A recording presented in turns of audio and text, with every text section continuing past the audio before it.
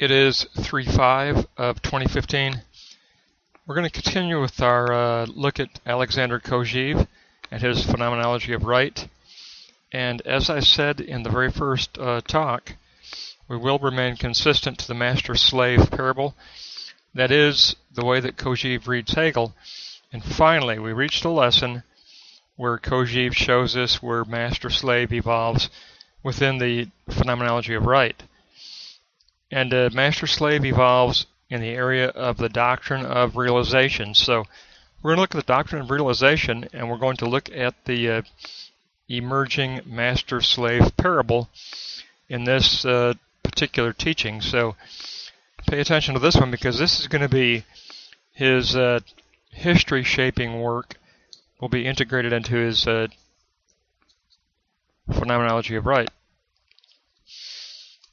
Okay, this lesson is from pages 80 to 90, a very short section, but a lot of powerful content. The first of the three moments is going to be the absolute and the negation of universality. Kojeve tells us that juridical interest is two-sided.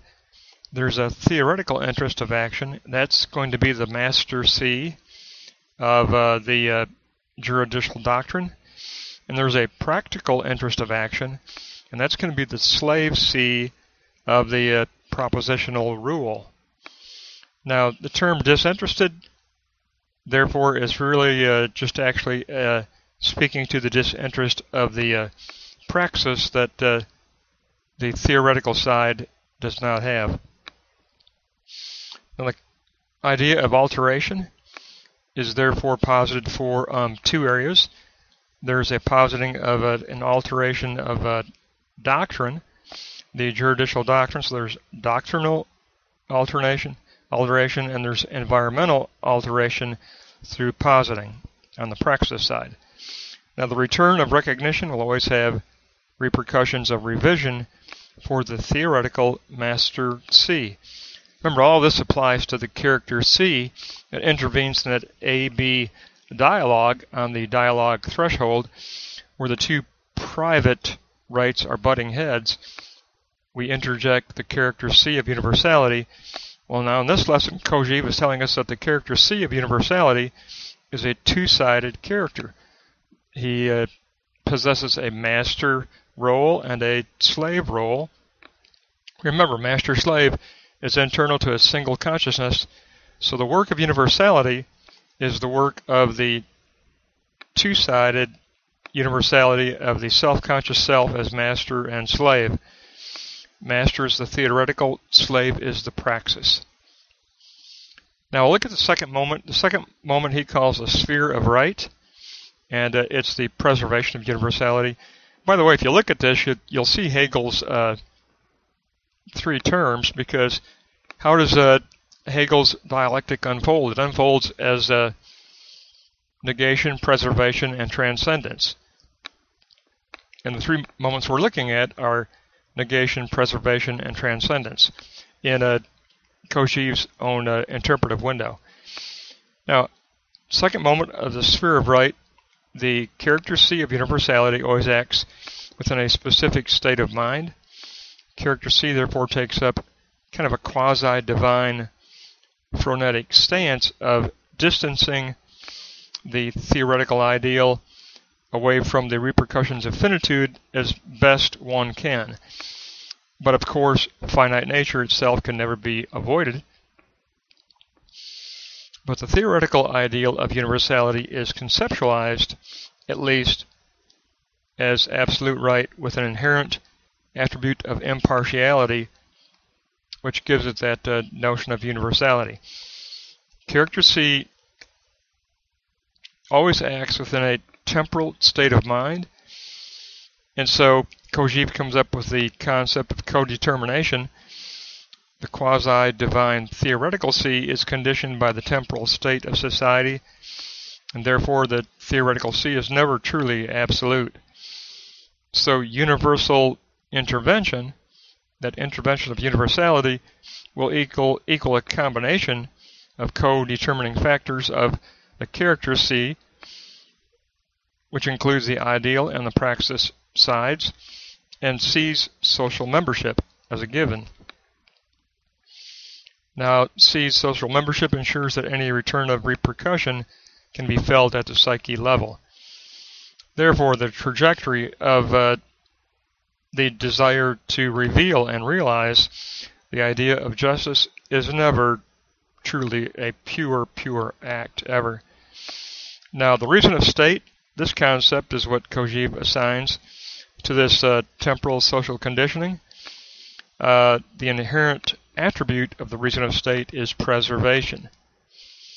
So there are two dominant streams of temporal influence in our reality. There is the underlying reason of state, and there is the underlying juridical reason of the idea of justice, the ideal. Both of those are hidden by the particularities of contingency, but there are two streams of influence. Therefore, the sphere of right within finitude and contingency is multi-layered, and it consists of juridical reason, which is our ideal here, of justice, social ethics, religion, and other. So the juridical isn't the only directional thread of influence in history. There's social ethics, there's religion, there are other factors that do play a role within which juridical reason functions. Now, the primary elements of force, therefore, for Kojeve are the juridical anticipatory right, because it is looked at as kind of an eschatological type of a value, and the state's push for preservation. Now, here's your big moment in realization. Of course, in any triad, your second moment is the most important. Well, pay attention to this comment I got labeled 13 here on your screen, because at this point, remember, in our last lesson, the theory of morality hinges on decision. There has to be a decision made to call up the category C of universality. It has to be a conscious decision for this universality. Well, now we get the practical side of it. What does that mean? Well, it means that an axis flip takes place within the individual self-consciousness, and the master C flips to the slave C, and the theoretical flips to the praxis side of a propositional rule. So praxis is tension between two elements of force. The slave C takes up the role of legislator of right as rule.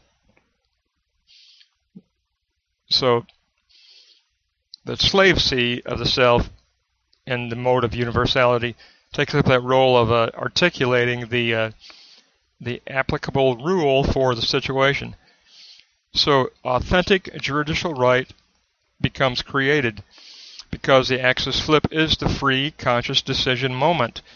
And the free conscious decision moment is critical to Hegel and critical to Kojeve, and that constitutes the juridical moment, without which you would never reach juridical consciousness. So remember in his book on master-slave, remember the master can never receive recognition unless there is a prioritizing of the slave self, because the praxis positing has to take place to get a true, authentic return of recognition, and it's only that return of recognition that can allow the theoretical universality to evolve to a greater and greater moment of becoming absolute. So the third moment is really great because he gives us some good summary outline here that's really important to kind of put into the back of your mind. The consecutive forms and the transcendence of universality. Now, the consecutive forms of the idea of justice are 1. The theoretical doctrine of the master C, 2. The praxis rule of the slave C, and 3. The posited rule of the citizen C. Master, slave, citizen. Now, all posited notions of the real or the true are formed as a synthetic right. It forms an ongoing equilibrium between the co-determining threads of influence, of the state's reason and the juridical reason. And citizen C always takes account of the reason of state. And now here's your great little final outline. The modalities of C are the slave C, legislator of the propositional rule, the citizen C as the judge of applying and positing the praxis rule, and then the master C as the enforcing theoretical theorizer of the returning praxis rule. What a beautiful way to show the realization, because he includes in this last step, he includes the return into the ideal, because the ideal is ever evolving. We don't ever say we possess the final absolute juridical truth. We don't. It's always in process. It's always eschatological. It's always looking for the return of validation and recognition. Remember, this is an ethics of recognition. It's Hegel. And that ethics of recognition is an eschatological position that finds the absolute, the concept of absolute, as an evolving concept with evolving revision and revision type content. Always open to revision and the return. Beautiful, beautiful lesson by Kojeve here. And now we know how master-slave is interjected into the phenomenology of right. It's interjected at the doctrine of the realization of right. That'll wrap us up through page 90.